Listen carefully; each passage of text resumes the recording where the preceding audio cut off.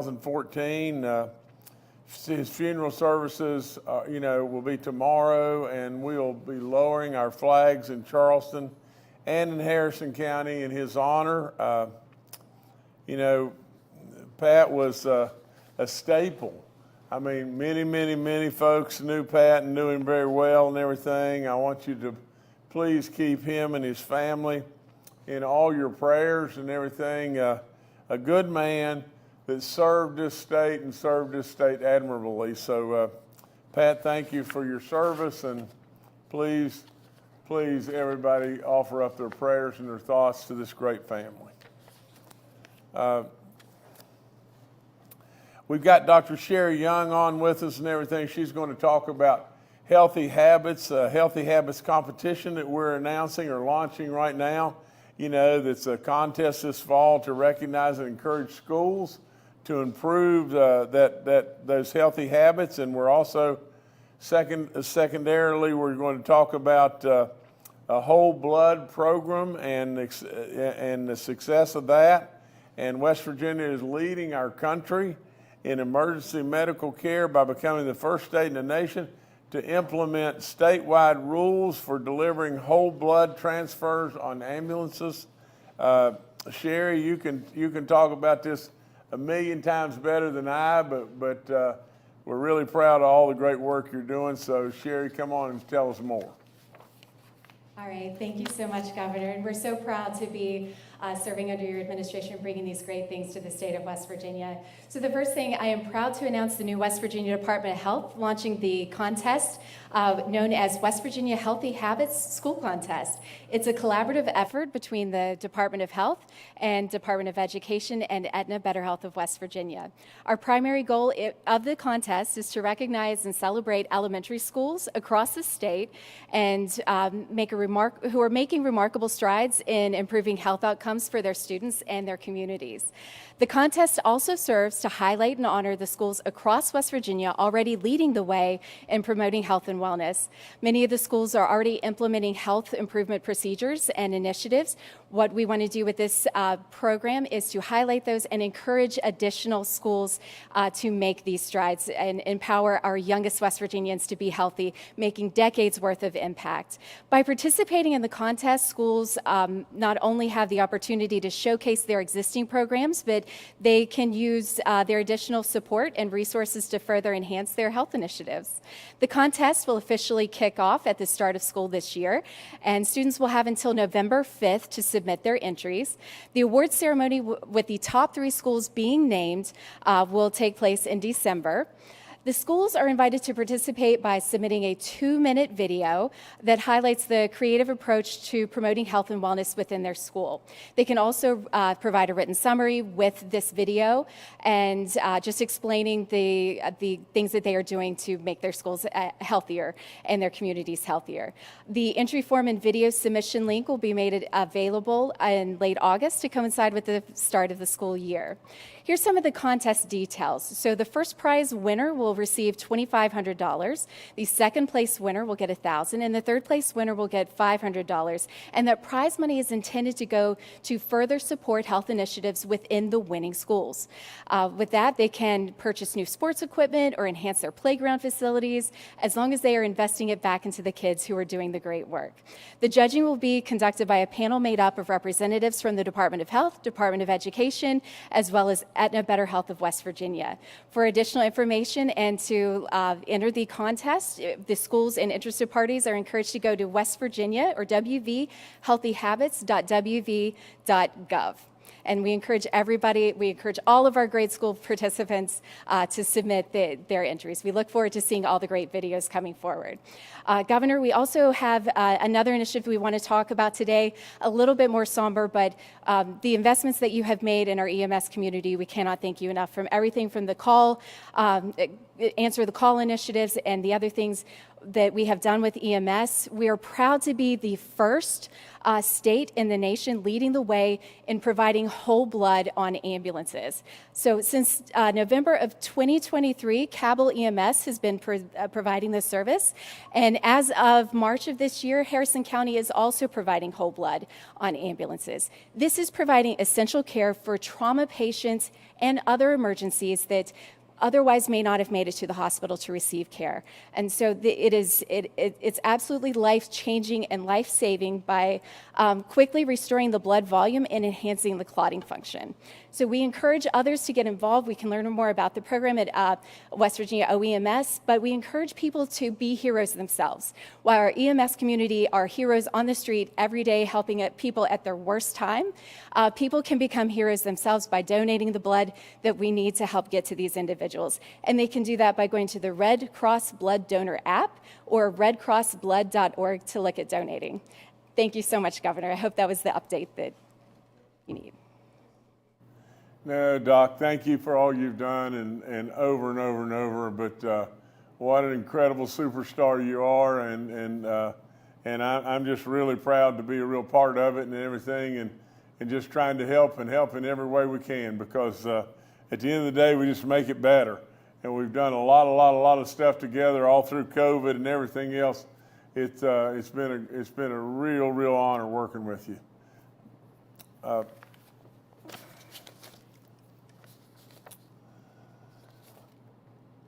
Let me get back on track here just a second.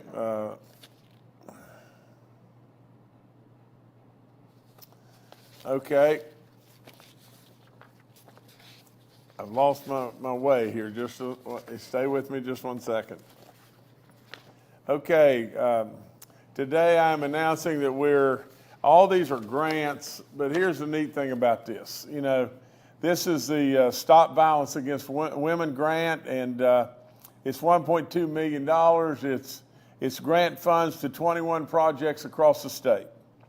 But now just stay with me just a second, because lots of times that basically what you hear is, you know, we're giving away grants, we're doing this and everything, and you really don't really see, in many situations, the successes that happen with these grants.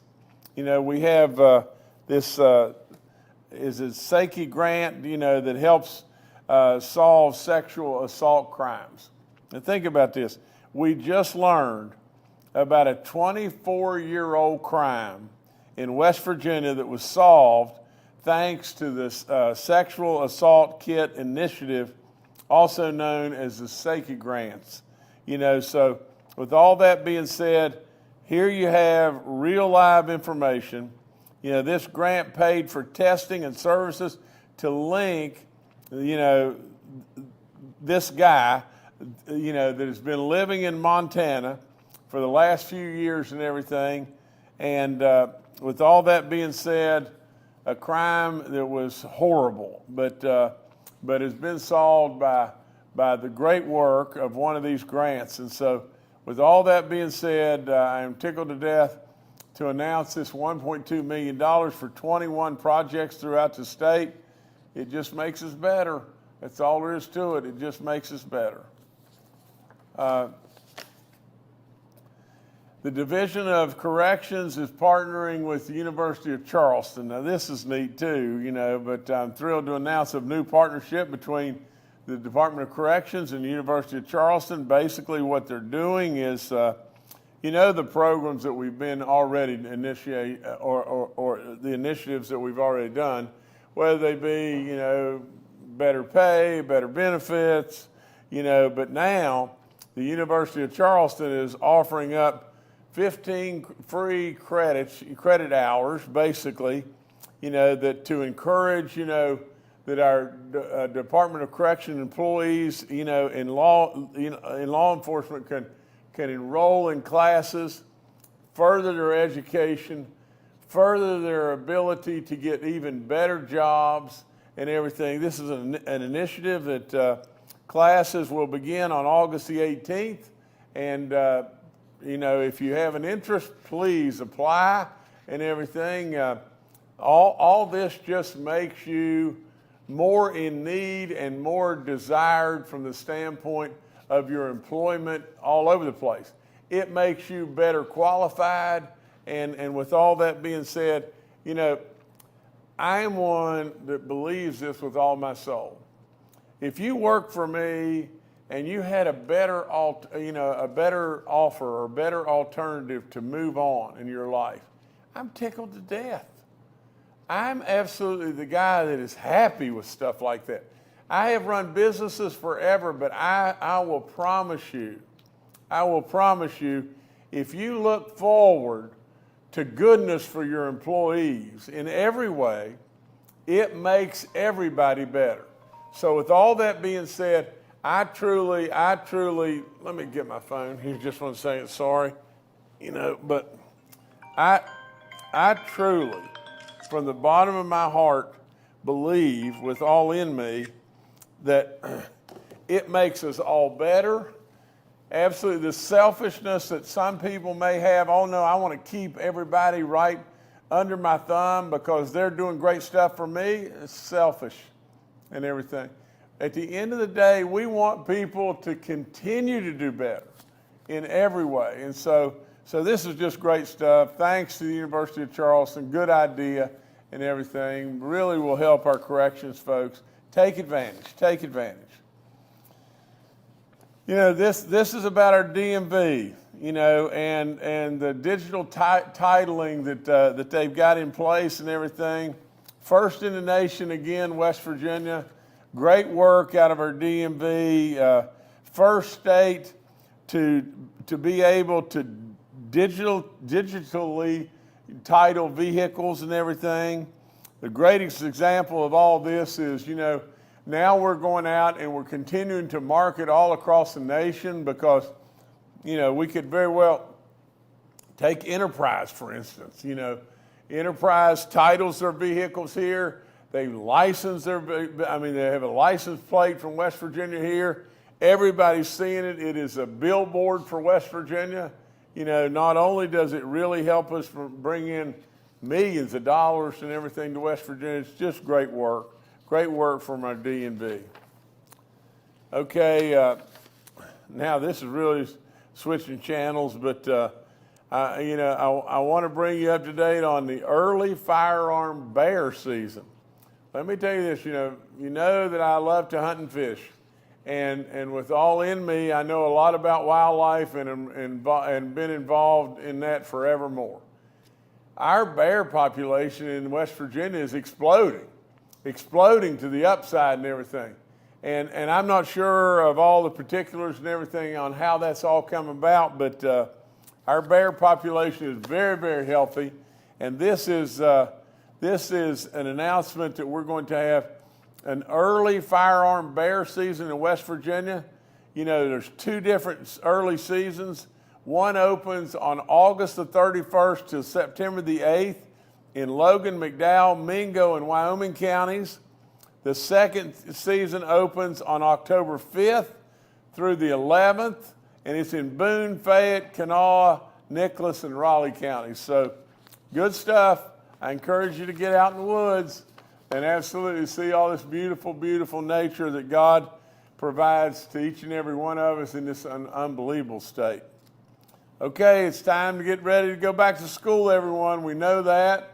I know kids have really enjoyed the summer and everything, but I know that they want to get back to their buddies and all that kind of stuff too. I encourage everybody that's been involved in helping with events and school supplies and all kinds of stuff like that. I really I thank them in every way and look forward to getting our kids back in school, and I know they've enjoyed a great summer and still got a little bit of summer left, so we want them to continue to enjoy, but at the same time, we love it when they're back in school.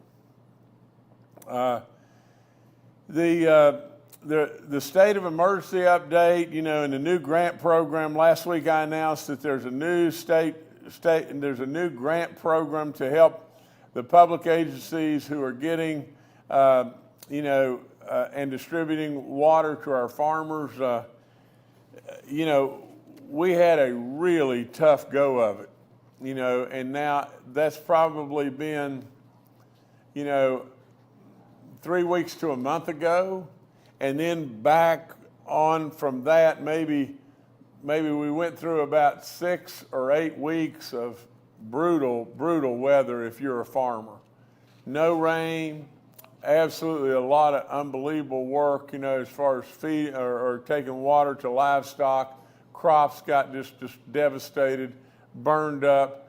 Absolutely. If you're a family farmer, you know, I believe you're the backbone of this whole country in every way. Now, we've been in the farming business forever, and I can tell you just this. Our farmers across the land, first and foremost, love what they're doing. They love what they're doing beyond good sense, to tell you the truth. Let me give you a great example. The average size farm in the United States is about 400 acres. Now, a lot of people get all upset and up, you know, and say, well, why should the federal government be giving, you know, benefits to the farmers? And let me tell you this, and I'm going to tell you this real quick, okay? The federal government, if they've ever gotten anything right in the world, they've got it right on the Farm Bill. And the reason they've got it right is just this. They've got people all across this country, average size farm, 400 acres. Now just think about it. You go to the grocery store, as far as you can see, the most abundant food supply on the planet. You pay 14% of your annual incomes, maybe a little bit more now with this crazy Biden inflation, but still, what you pay in a percentage of your annual income versus many countries across the land and everything, on a percentage basis, if you're paying 14 or you're paying 16, most of the countries across this land are paying 35% of their annual incomes towards food. Now, with all that being said, right behind that, you have the abundance beyond belief. And why do you have all that? Why do you have all that is these unbelievable farmers that are a machine like you can't fathom. Their productivity in the lands of this great country is off the chart. Their contribution to our exports, off the chart. You know, with all that being said, now just stay with me. The federal government just throws them a bone every now and then. And why do they throw them a bone? Because they got to keep them on the farm. They got to keep them there working. Most of those people, now think about this a second. If you're in Iowa City, Iowa, if I can use that as an example, or maybe many parts of the Eastern Panhandle, if I can use that as an example, your land may be worth, pick a number, make it real simple. In Iowa City, Iowa, it's probably $10,000 an acre. Now, let's just stay with that to make that real simple. If you're a 400-acre farmer, your net worth is $4 million.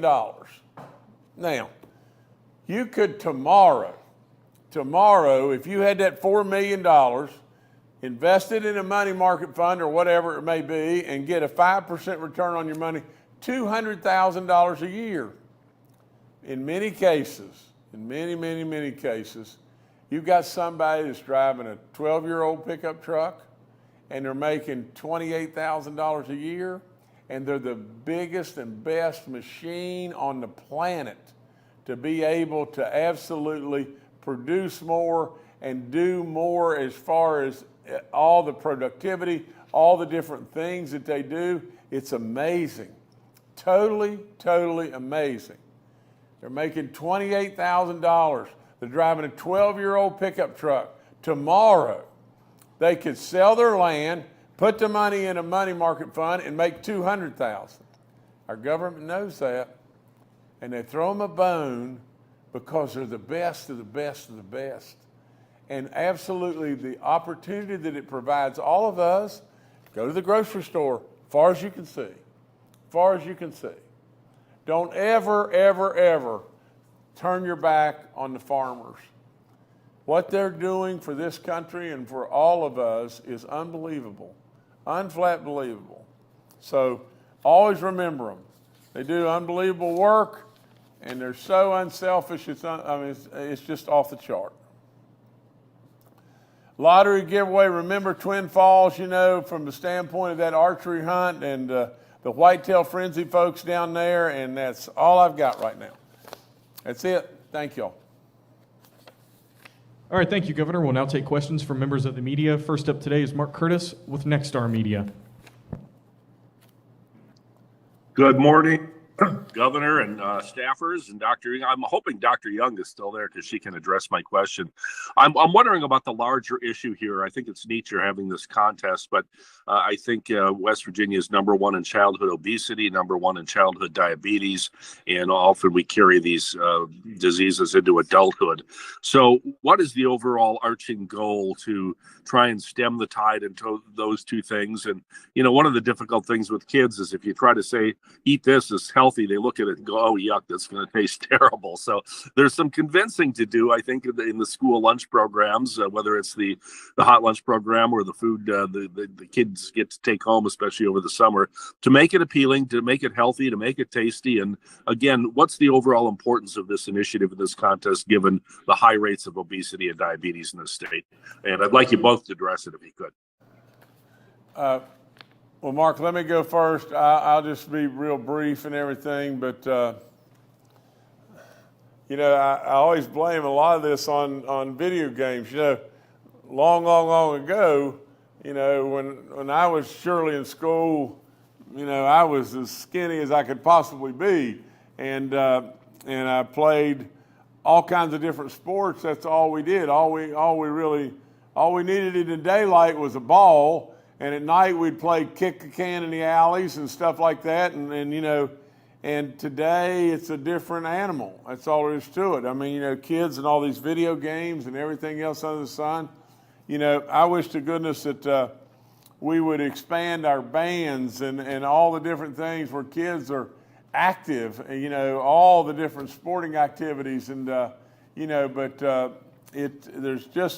there's just so much that we need to be doing, but Dr. Young is doing an amazing job, and I'll pass to her. And we surely want more healthy food. We want it to taste good. We want the other biggest thing is Mark, it's just so sad. It's really sad that you've still got a lot of kids across this beautiful state and everything that, to be perfectly honest, are hungry, and we just. We really need to try to continue to help there. But Dr. Young, please give us more here.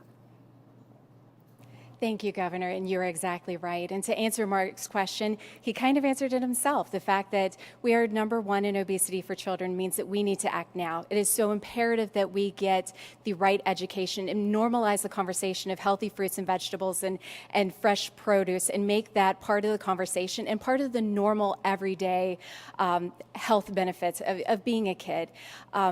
Just like I grew up in Wyoming County, and much like the governor, we played outside all the time. So, this healthy initiative is encouraging kids not only to take the initiative with eating healthier, but encouraging that activity, getting outside and playing. And so with the prize money for them to take to the schools, invest in equipment, invest in whatever programs they have to bring fresh produce back to the kids, that is where we're making that investment. So this is something that is near and dear, I know, to the governor's heart, near and dear to our hearts, and a top priority of the Department of Health. We want to make sure that we are investing in making decades worth of difference. And so this is one small start in making that the norm. Okay, Doc, thank you. Okay, Mark, thank you. Next up is Charles Young with WV News. Hi, this is Charles Young with WV News. Governor, I have a back-to-school question for you. We have several counties in the state that are currently contemplating device ban policies that would restrict student access to cell phones. I was wondering what you thought about those policies as a tool to combat the discipline issues that we've been talking about over the last couple of years, and what would you think about a statewide version of this? Thank you. Charles, we are discussing, we are talking, at the end of the day, those are local decisions. I'm always fired up about giving people local control. I think that's good in lots of ways. And, but the discussion needs to continue because, you know, there could be some real benefits, and so I think, you know, we're still in our infancy, and we're going to have to surely walk before we run and try to figure this out. But I love it that people are working it, and you know, and I love the fact that that, you know, there could be local, you know, control that would, you know, that would maybe give us more insight. So you know, I look forward to continuing the discussions. That's for sure. All right, thank you, Charles. Next up is Amelia Nicely with West Virginia Watch. Hi, Governor. I hope you're having a good day. I want to ask you about childcare. I've been told by lawmakers and lobbyists that the Department of Human Services needs around probably $30 million to continue providing its childcare subsidy as we're switching to enrollment versus attendance-based subsidy. And they're going to need additional allocation for this money, or they would have to remove some of the kids from the program. I reached out to the Department of Human Services last week and still haven't heard a response. So I just wondered if you're aware of this shortfall and if you've discussed this with DOHS leaders. Amelia, listen, I don't know how to be more blunt about this, but I sent my, you know, I mean, in my State of the State address, you know, it had in it a tax credit basically for child care for our working families.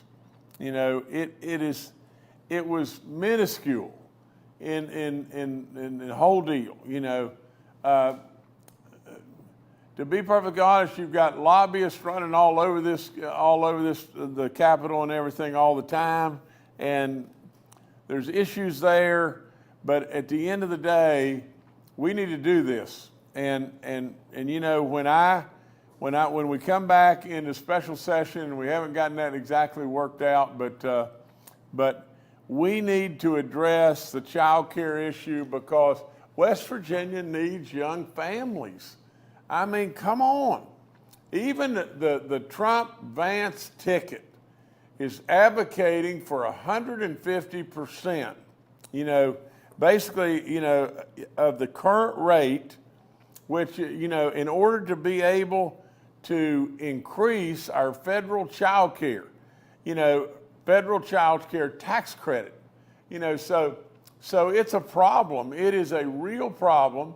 And the worst of it all is, and Amelia, you know this, but I don't know why we keep just putting our head in the sand about this, because, you know, when you've got young families working like crazy, almost, you know, maybe both of the folks are working in the family, and one of them is almost working entirely to be able to pay the child care. You know, it's expensive. The access is not as good as it should be in West Virginia. We need to make it more available, and we need to try to address bringing down the cost. It's and absolutely one way we can do this for sure is give these people a tax break. And so I just don't know what we're waiting on, but we're gonna fight for it as hard as we possibly can. And hopefully the legislature will see the wisdom to go along. All right, thank you, Amelia. Next up, Stephen Adams with Ogden News. Yeah, Steve Adams of Ogden Newspapers here. I have a main question, but kind of throw back to Amelia's question. Whether the legislature deals with that child care tax break subsidy or not, that doesn't solve the immediate problem at the end of August, which is this between $23 million and $30 million shortfall, which DOHS could actually do something about today if they would transfer money over. So there's a difference between what you're asking, which would require the legislature, and what your department could do today on that funding. So why don't you direct the department to deal with that actual shortfall, which is going to happen in August? And then the other question I have in regards to the Greenbrier issue, and I'll keep this short, but you keep saying it's a political issue. What's your evidence behind saying it's a political issue? For example, JP Morgan Chase CEO Jamie Dimon is being considered by President Trump, former President Trump, for a cabinet level position in the U.S. Department of Treasury if he wins in November. So where's the political part of this? Do you have any evidence of that? Thank you. Stephen, let's go back to the first part of your question and everything, and I'll try to answer them both. But, from the standpoint of, I'm very, very concerned that lobbyists are driving this whole boat. And we talk to the legislature about the budget all the time. From the standpoint of the other dollars, I would be an advocate. This doesn't happen because we're in a vacuum. There's still continued work that we need to do along those lines and everything, and we'll be absolutely sure that it is being addressed, and it is being spent in the right way, and we're going to in regard to the ongoing issue, we'll get to the bottom of it. We'll get to the bottom of it, immediately. So I would just stay tuned and let us handle that. But keep in mind, lobbyists drive things here an awful lot. I think that's a big part of the problem. And the other situation is just this: is we need to get the child care credit passed. That's one thing. You're exactly right. But we need to do the other as well. So let us get to that. And as far as the Greenbrier and the political side of this whole thing, all I would say is just this, Stephen. Let's just be fair again, okay? We had a facility with JP Morgan that was $200 million.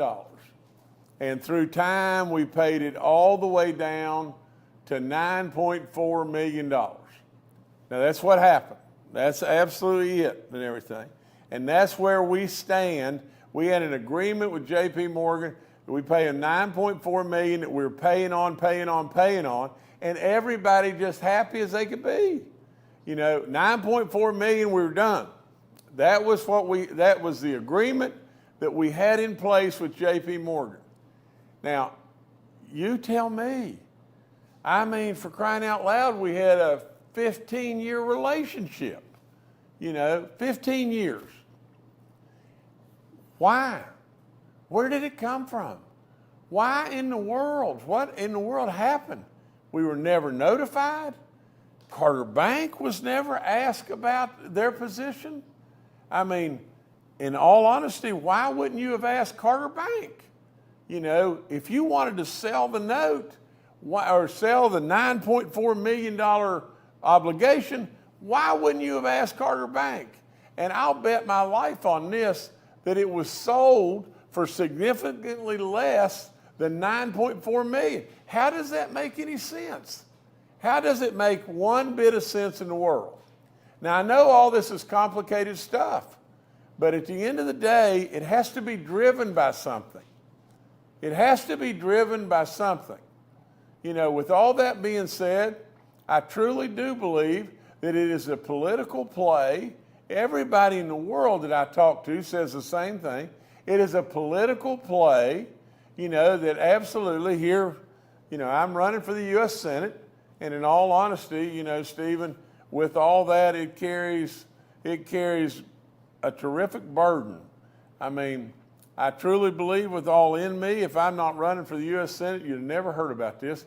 You'd have never heard about this in 10 million years, and we'd have just continued to do exactly what we're doing with JP Morgan, and everybody would have been happy in the neighborhood. Now I'm running for the U.S. Senate, and I could be the very vote to flip the whole U.S. Senate. Now, I could tell you, Stephen, and the last thing I'd say is just this.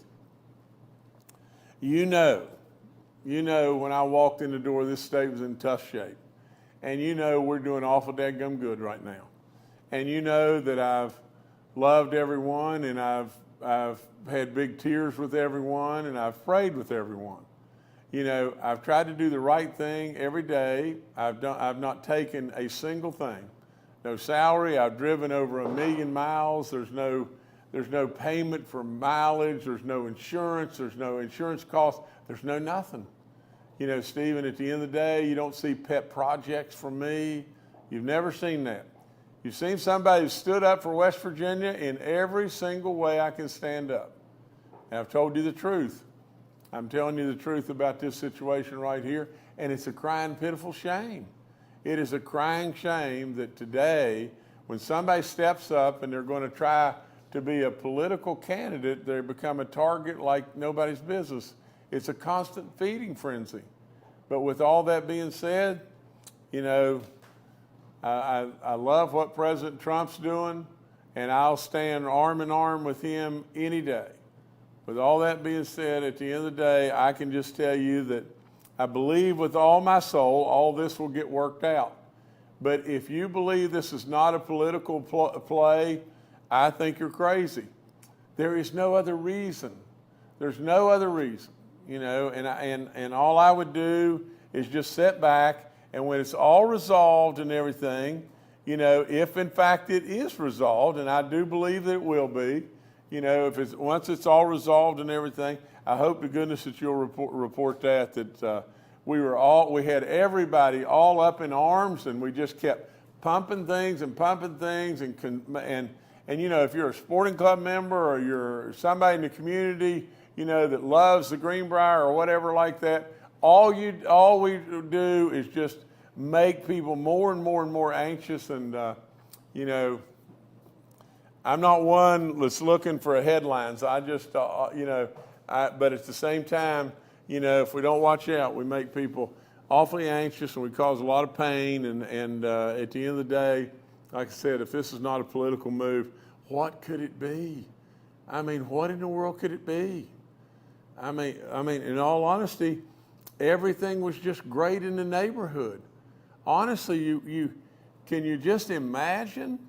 You had a $200 million facility, and you paid and paid and paid and paid every year, every month probably, on and on and on, all the way down to where the agreed upon amount for the payout was $9.4 million.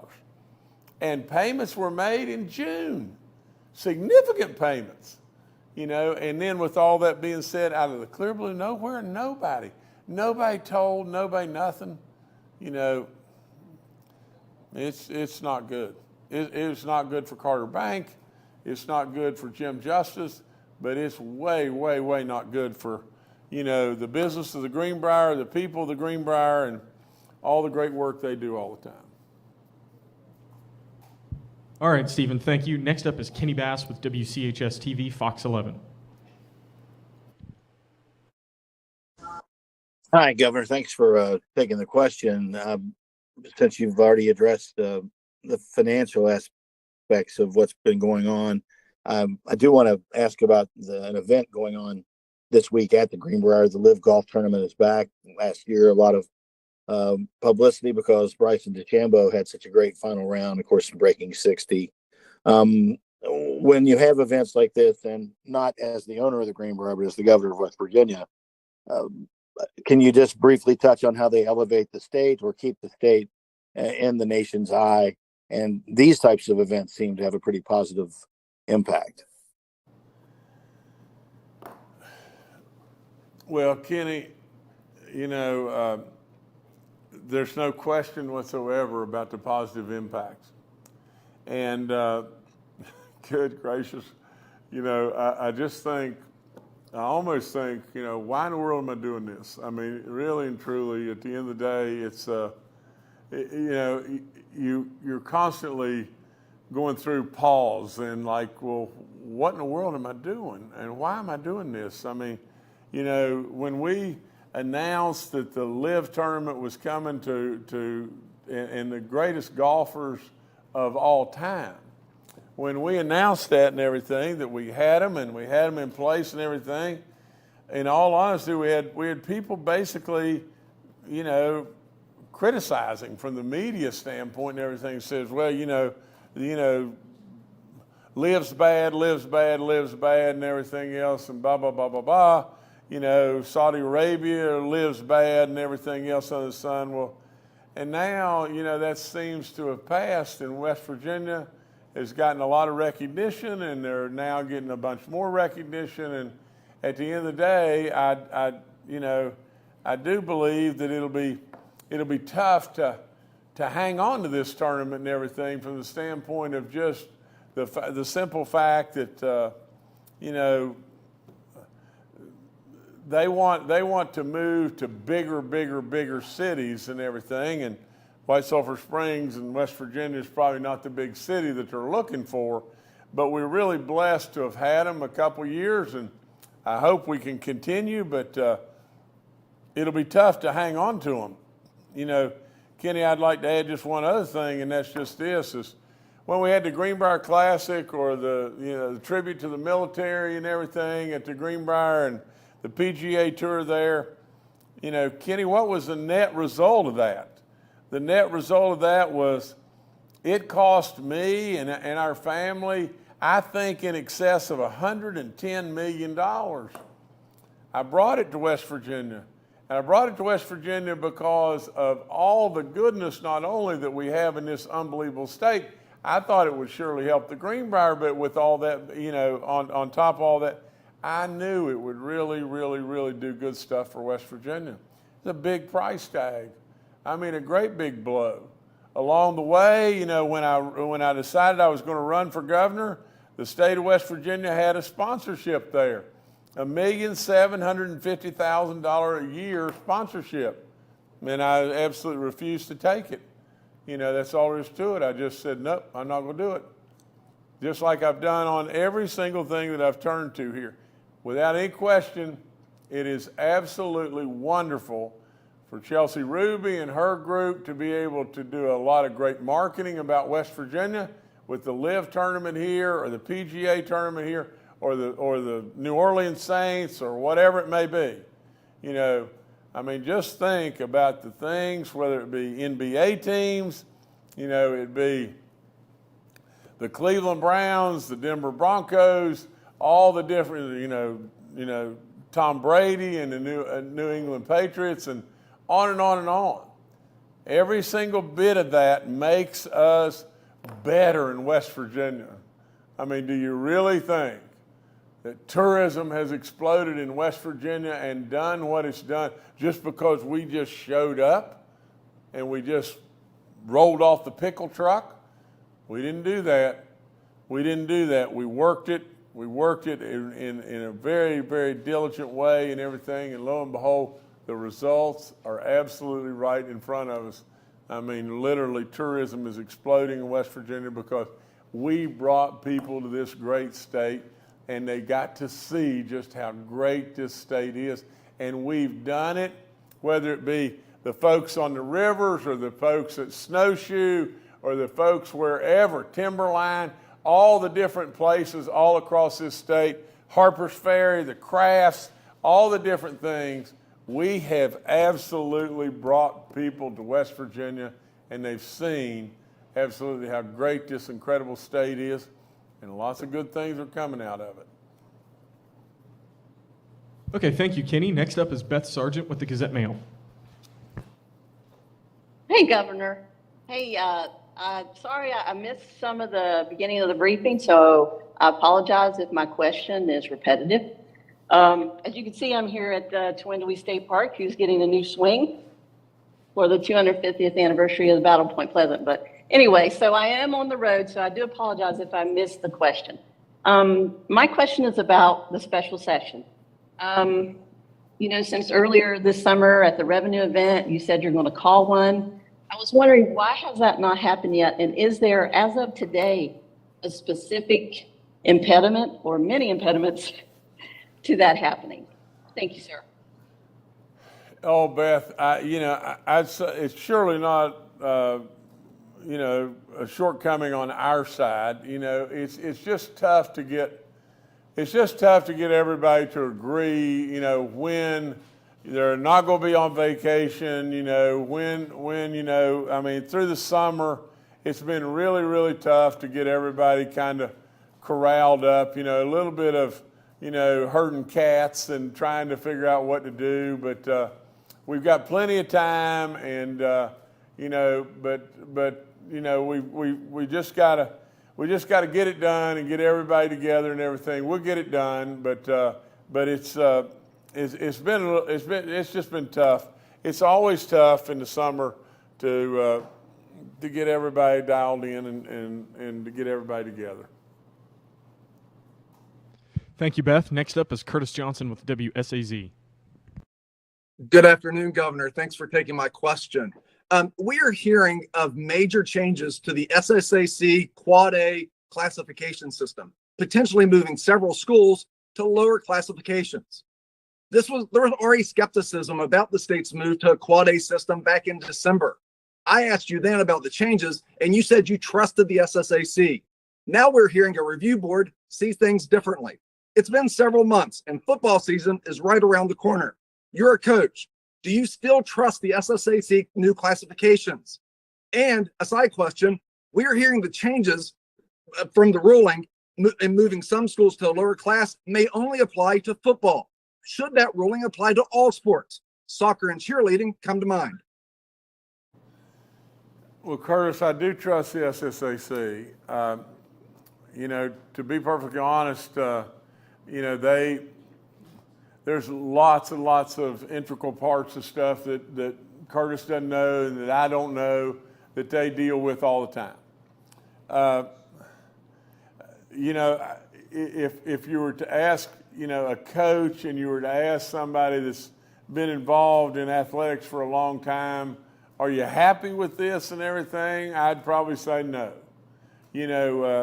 From the standpoint of other sports other than football, I know, our girls basketball team, and I think as well as football and boys and whatever, we have moved down a classification from Quad A to Triple A. I didn't like that. I don't like that, and I know there's great teams in AAA as well as in Quad A, but with all that being said, I didn't like that, and and I think they're trying to, as best they possibly can, to get it right. But I think the county superintendents, are always actively involved with the leadership of the SSAC, and so I entrust that the SSAC, as far as I'm concerned, they always seem to get it right, and there's surely argumentative things, just like my opinion, and that I just said, from the standpoint of the basketball team that I coach. I didn't like the fact that we're going to move down a class, and it's all due to enrollment and all that. I get all that, but it's still, I didn't like it. Okay, Governor. Curtis, thank you. Back to you, Governor. Okay, let me just look really quick here. Pat Fragel and, just and the family, and I hope I'm pronouncing Pat's last name correctly and everything, but again, here was a loyal servant for 24 years in the state of West Virginia. Please remember him. Please remember that family in your prayers. And let me just look real quick and see if there's anything that I'd like to go over again, but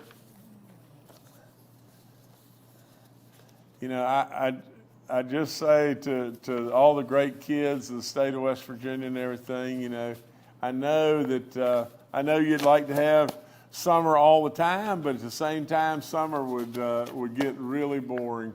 And there's lots and lots and lots of excitement to be back with your buddies in school and the learning process. And we want to make you better and better educated. And I've got to stop just a second and thank our teachers.